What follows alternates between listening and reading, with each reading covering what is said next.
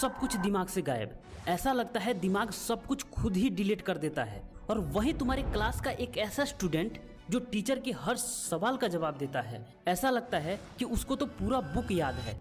और इससे खास बात उन जापानी बच्चों में होता है जो हजारों कांजी कैरेक्टर्स याद करते हैं, जो कॉम्प्लिकेटेड भी होता है और उन्हें ये सब सालों तक याद भी रहता है। तो क्या वो जीनियस होते हैं? क्या वे दिन रात पढ़ते हैं? नहीं, आपके क्लास का वो स्टूडेंट और जापानी बच्चे कुछ सीक्रेट्स जरूर जानते हैं, स्मार्ट स्ट्रेटेजी को फॉलो करते हैं और बस लंबे समय तक सब याद रहता है। लेकिन अब टेंशन मत लो, क्योंकि इस वीडियो में उस 5 जापानी टेक्निक्स को बताने वाला हूँ जो आपकी याददाश्त, फोकस और सीखने की स्पीड को 10x बढ़ा सकते हैं। तो क्या तैयार हो? अगर हाँ तो I am ready comment box में जरूर लिखो।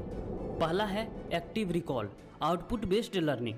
अब देखो, ज्यादातर स्टूडेंट क्या करते हैं, आप भी करते हो, पढ़ते हैं, दोबारा पढ़ते हैं, हाईलाइट करते हैं। ये सब क्या है? इनपुट्स हैं और इसी को याद रखना मान लेते हैं। पर दिमाग आउटपुट से मजबूत होता है। जब आप दिमाग से इंफॉर्मेशन को निकालने की कोशिश करते हो, किसी को समझाते हो या खुद से पूछते हो, तब दिमाग की न्यूरल कनेक्शन डीपली जुड़ती है। साइंस कहती है जिन स्टूडेंट ने बार बार खुद का टेस्ट लिया या खुद से सवाल पूछे, उन्होंने 50% ज्यादा इंफॉर्मेशन लंबे समय तक याद रखी उन स्टूडेंट्स के तुलना में जो बस पढ़ते रहे। और इसी टेक्निक को कहा जाता है रिट्रीवल प्रैक्टिस या एक्टिव रिकॉल। ये ब्रेन के लिए एक जिम है। एक्टिव रिकॉल कैसे करोगे? स्टेप 1, किताब को बंद करो। आप जिस भी टॉपिक को पढ़ रहे हो, जब आपको लगता है कि ये टॉपिक मैंने पूरा पढ़ लिया, अब यहाँ उठकर मत चले जाओ, किताब को बंद करो। अब खुद से सवाल पूछो, मैंने अभी क्या सीखा? इस चैप्टर का या इस टॉपिक का मेन 3 बातें क्या थी? अगर इसको मुझे किसी दोस्त को समझाना हो तो इसे कैसे एक्सप्लेन करूँगा? स्टेप 2, अब एक पेपर लो, उस पर पूरा टॉपिक अपने शब्दों में लिखो, जैसे आप खुद को या किसी दूसरों को समझा रहे हो। अब यहाँ बहुत कुछ मिस हुआ होगा। अब किताब को खोलो और मिसिंग पॉइंट को अलग से हाईलाइट करो और फिर दोबारा ऐसा करो। जब किताब बंद करने के बाद वो सारे टॉपिक्स आपको याद हो जाएं, आप आसानी से एक्सप्लेन कर पाओ, तो समझो कि मेरी पढ़ाई यहाँ तक कंप्लीट हो गई। और यही है वो पहला टेक्निक जिसकी मदद से आप टीचर के हर सवाल का जवाब दे सकते हो।